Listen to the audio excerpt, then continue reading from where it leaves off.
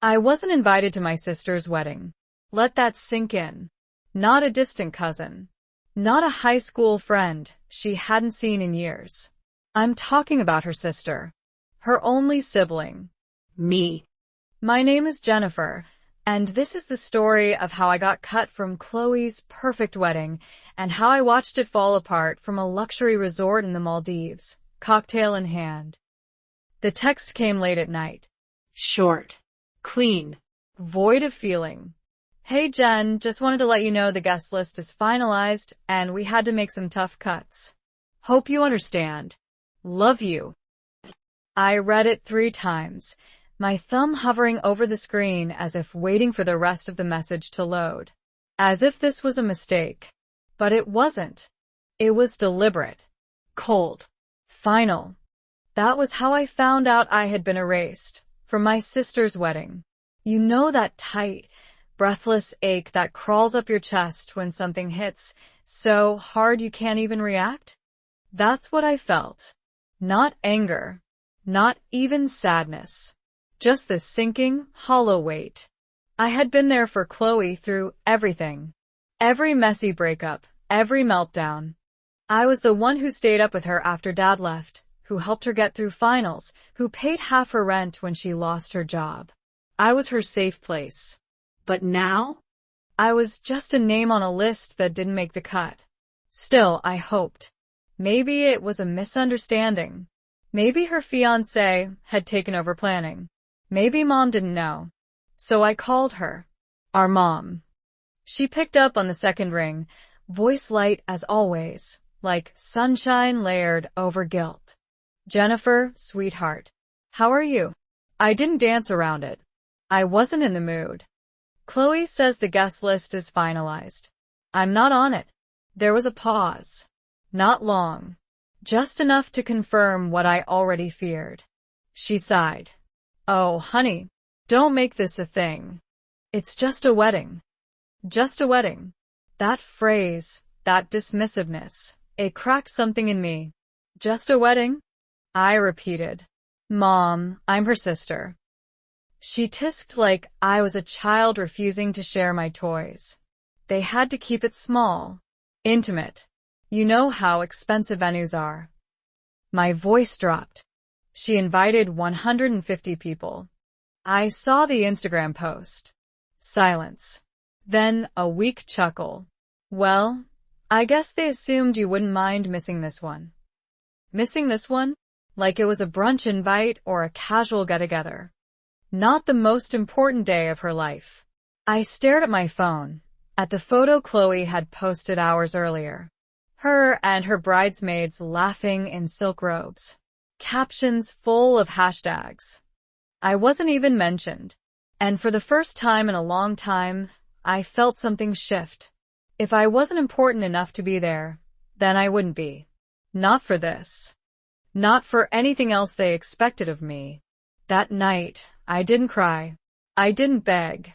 I packed my suitcase in silence. Because if I wasn't going to attend Chloe's wedding, I was going somewhere far. Far better. At 2 a.m., my room was silent except for the soft clicks of my keyboard. Best luxury resorts for solo travelers, I typed. I didn't need company. I needed clarity. And quiet. And a place that didn't reek of betrayal. 30 minutes later, I had booked a 1-week stay at an exclusive overwater villa in the Maldives.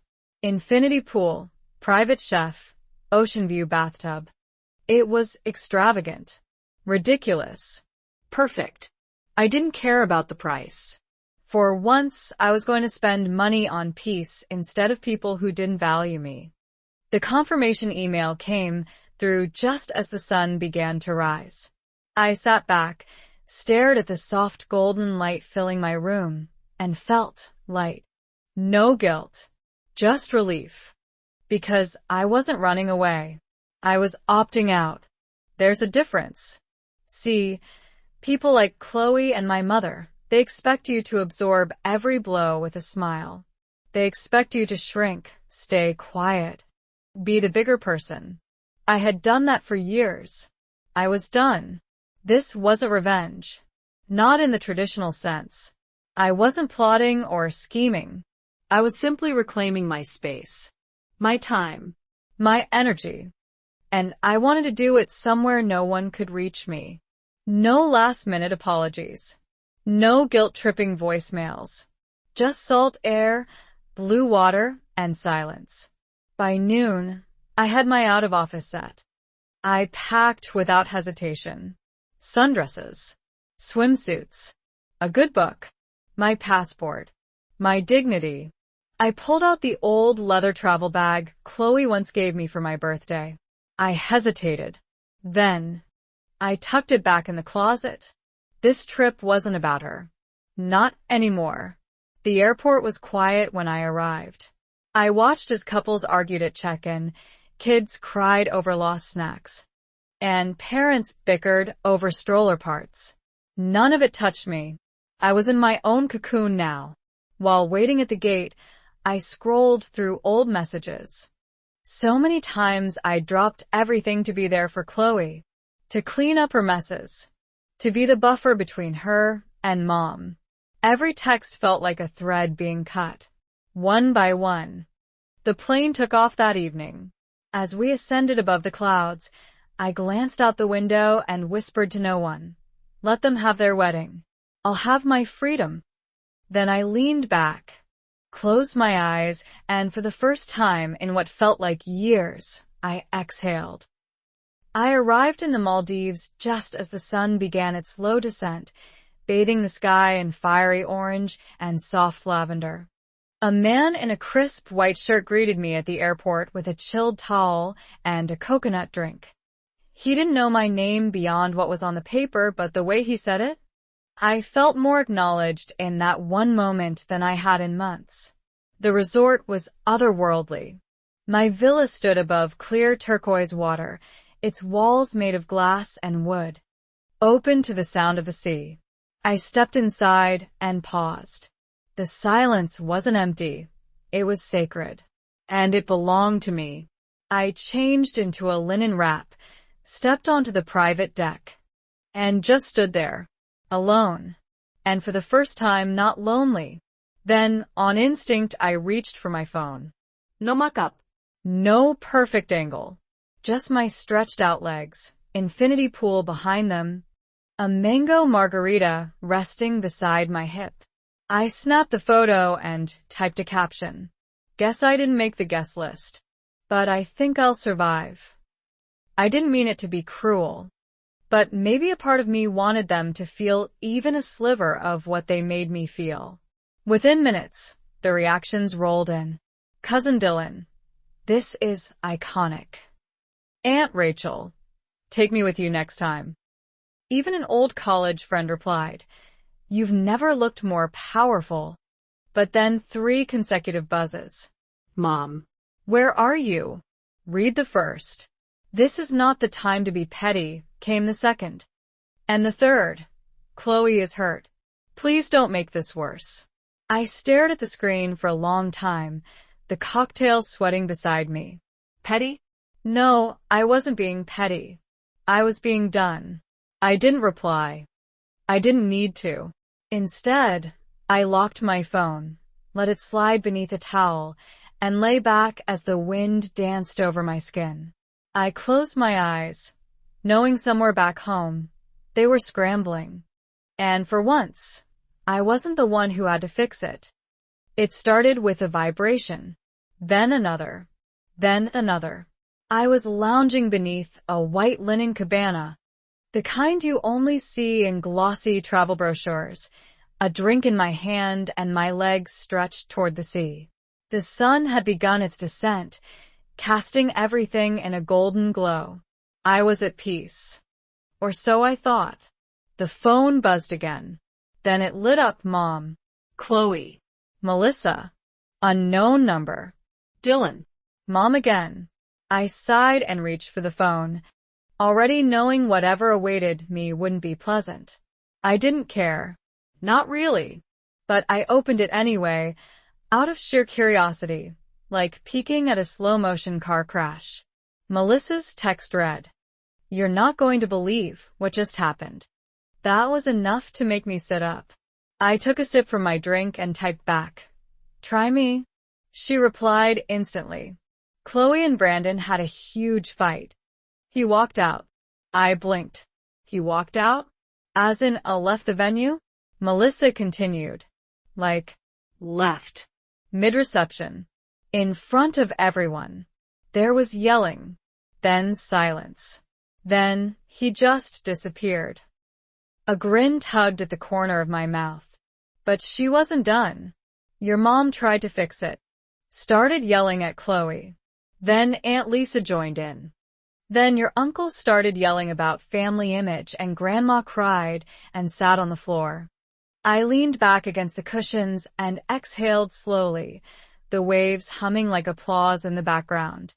They were falling apart, and I wasn't even there. Another text popped up from Mom. Call me now. This is serious. Chloe needs you. A minute later, from Chloe herself. Please, where are you? I need to talk to you. Please. The woman who hadn't invited me to her wedding now couldn't get through the evening without me. How poetic. Melissa followed up again.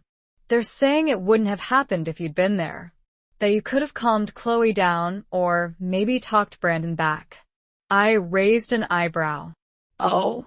Now I was the peacemaker? The emotional backbone? The same family that left me out of the biggest day of my own sister's life suddenly needed me to save it. Then came the photos. Melissa sent a blurry video. Chloe, mascara running, throwing her bouquet at the floor. Someone, maybe a bridesmaid, was crying in the background. A chair had been knocked over. A waiter was frozen, unsure of what to do with the champagne he was holding. Grandma was being fanned with a paper program while muttering something about bad omens. Another update. The DJ left early. Said he didn't want to be part of whatever this was. The bar shut down. Too many open tabs, no one paying. Chloe screamed at the bartender. Someone's kid pulled the wedding cake down. It hit the floor. I nearly choked on my drink. This wasn't just a fight. This was a meltdown of cinematic proportions. Melissa added. Brandon's mom told Chloe she was lucky her son left before signing anything legally binding. Then, she called your mom delusional. They haven't spoken since. It was getting better by the second. Finally, a voice memo from Melissa. Grandma just told Chloe, and I quote, "You've brought shame to this family. You reap what you sow." I leaned back, stunned for a second. Grandma. The same woman who didn't even send me a birthday card last year. Now she was quoting biblical judgment at Chloe in front of 150 people. How poetic. How perfect. I stared at the sun melting into the horizon and whispered, karma really showed up in heels today. And I wasn't even there to orchestrate it. They did it all to themselves. My phone was still buzzing the next morning. Even with notifications turned off, missed calls lined the screen like dominoes. 32. From 6 different numbers. Chloe, Mom, Aunt Lisa, Dylan, and a few unknowns, which I suspected were borrowed phones or burner tactics. Desperation had a tone, even through silence. I poured myself a coffee from the French press on my villa's terrace, the scent rich and smooth. The ocean sparkled below me. The world was quiet. Except for them. I pressed play on the first voicemail. Mom's voice was frantic. Jennifer, this isn't funny. This isn't the time for one of your tantrums. Chloe is heartbroken. She needs her sister.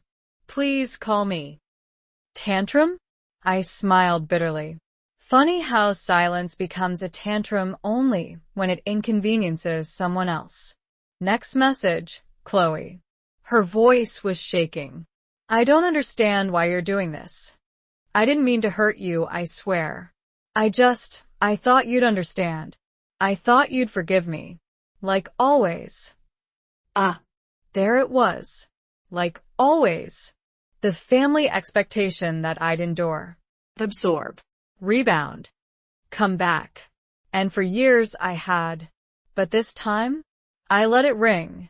I walked barefoot across the polished floor of the villa, listening to voicemail after voicemail. Each one carried the weight of a ship sinking, dragging its passengers under. Even Dylan had joined in. Hey, Yen. Look, I know they messed up. But things are a mess right now. Maybe just come back and smooth it over? That's what I was to them. The smoother. The fixer. The emotional janitor. I closed the voicemail app and opened my camera. The view was stunning.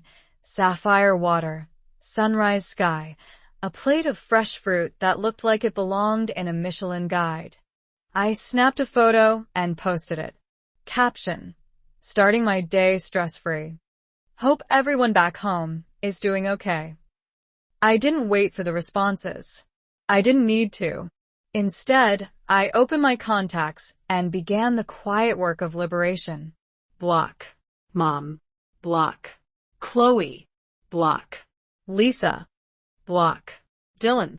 Then, just to be sure, I turned on Do Not Disturb indefinitely. No more sudden pleas. No more emergency guilt trips. The silence wasn't punishment, it was protection. And the beauty of it? They couldn't stop me. Later that day, I got a text from Melissa. She was the only one I hadn't blocked. Melissa, heads up. They're planning a family discussion for when you get back. Mom thinks you'll come around. I stared at the message, then laughed. Come around? I wasn't circling anymore. I was gone. I replied. Thanks for the warning. I'm extending my trip. Melissa answered almost instantly. OMG, that's iconic. Tell me everything. When you're ready. And with that, I opened my laptop and added another 7 days to my reservation. No epaleguis. No compromises. No sudden flights back to chaos.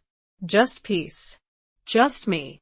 That evening, I booked a sunset cruise. As the boat drifted across the calm water, I watched the sun dip beneath the horizon. A quiet orange bled into deep purple. Somewhere far away, Chloe was probably sitting alone in a wedding dress, surrounded by broken centerpieces and empty wine glasses. I didn't feel bad. Not because I hated her, but because I finally loved myself enough to stop saving people who didn't value me. Back at the resort, a server greeted me with a glass of chilled champagne. I toasted to no one in particular. To the version of me that used to shrink, I whispered. She deserved better. And then, to the sea, to the silence. May it speak louder than I ever could. The next morning, I woke up to the sound of soft waves and the scent of salt and hibiscus drifting through my open balcony doors. There were no alarms. No obligations. Just light, breeze, and quiet. I stretched beneath crisp white sheets and let the sunlight warm my skin. And for the first time in years, I didn't feel dread about checking my phone. I didn't feel anything at all. I checked only for time. Not for messages. Not for updates. Not for apologies that would never come. Breakfast arrived in a woven basket. Fresh papaya, pineapple, flaky croissants, warm coffee. I ate barefoot on the balcony, legs tucked up under me, watching the tide roll in and out like it had done for centuries, calm, unbothered. The storm back home? That wasn't mine anymore. Each day after that became its own soft ritual. I went swimming at dawn when the ocean was still glass. I let spa therapists knead old pain out of my shoulders.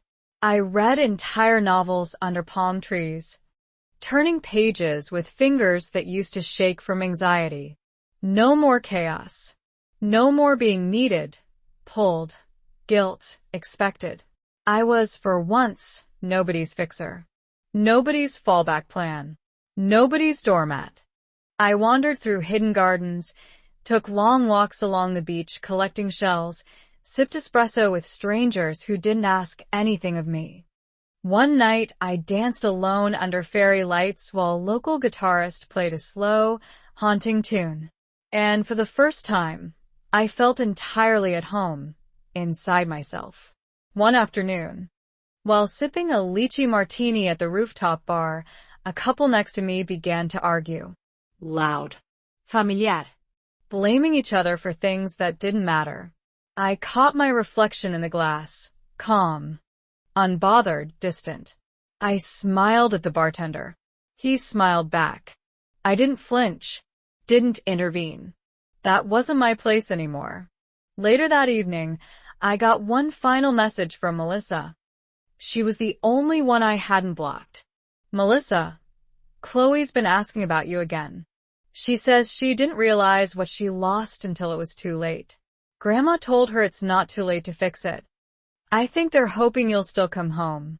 I read it twice. Then once more. But the feeling I expected, the pull, the ache, the duty, it didn't come. Instead, I looked up from my screen and saw the sun breaking through clouds, casting gold over everything. And I realized something. I hadn't just left the wedding. I had left the pattern. The cycle of giving until I had nothing left.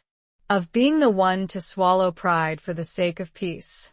Of coming last on my own list. And I wasn't going back. I texted Melissa back, short and soft. Tell her I wish her peace. But I've already found mine. Then I turned off my phone for what might be the last time. The next day, I rented a small boat and took it into the quiet lagoon.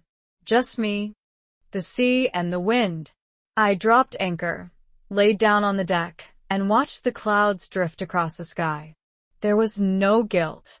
No voice in my head telling me to go back. No one needing me but myself. That night, I stood at the edge of the pier in a linen dress, barefoot, holding a candle. I lit it and let it float on the tide. One last goodbye to the version of me who would have rushed back, fixed everything, and accepted less than she deserved. I whispered to the flame, "You're free now." And I meant it. Back in my villa, a server greeted me with a glass of chilled champagne. I toasted to no one in particular. To the version of me that used to shrink, I whispered. She deserved better. And then, to the sea, to the silence. May it speak louder than I ever could. I closed my eyes, let the breeze kiss my face, and for the first time in my adult life, fell asleep without a single string tied to me. I used to think that revenge had to be loud, that it meant slamming doors, shouting matches, or dramatic confrontations in crowded rooms. I thought justice looked like fire, destructive, undeniable. But it's not always like that. Sometimes, the most powerful revenge is choosing silence over shouting. It's walking away and never looking back. It's not about proving them wrong or getting the last word. It's about realizing that the most radical thing you can do, the most liberating, soul-saving thing, is to stop trying to earn love that should have been given freely. I didn't ruin Chloe's wedding. I didn't fight. I didn't scream. I didn't even show up. And yet the whole thing fell apart, without me. Not because I caused it, but because they finally had to face the weight of their own choices without me there to carry it for them. That's the thing about being someone's safety net. When you're gone, they learn what the fall really feels like. And as for me, I didn't just survive. I healed. And in the soft, sunlit spaces of that healing, I became someone I actually like. So if you've ever been made to feel small, invisible, or disposable by the people who are supposed to love you most, remember this. You don't have to fight for a seat at a table that was never meant for you. You can build your own. And it might just come with an ocean view, champagne, and a peace so deep it drowns every apology they never gave. Thank you for watching. If this story moved you, or reminded you of your own silent battles, Subscribe to Revenge Truth. We tell real stories about quiet strength, about justice served cold, and about walking away with your head held high.